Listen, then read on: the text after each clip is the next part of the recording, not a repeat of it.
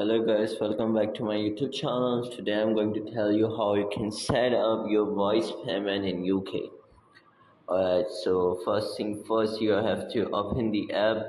Alright, so once you open the app, you'll see get account details. Alright, so tap on it.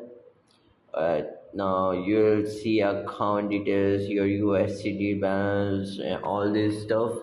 So what you have to do is click on account details. It will take some time to load. Alright, so after that, alright, so this is a payment. Or now what I'm going to do is I'm going to click over here. Alright, so when I click over here, it will give me an option to choose a currency. It will show you a bunch of list of a currency. You can write the currency which you wanna send.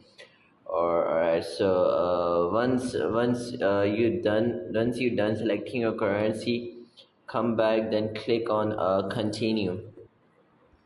Alright, so it will take some time. Alright, so you're back over here. Click on debit card. You can see now your Visa card and everything, or you can add a new card. So now this is a review of your transaction transfer. So now you have to do is you have to continue, and you have to select the country where you born.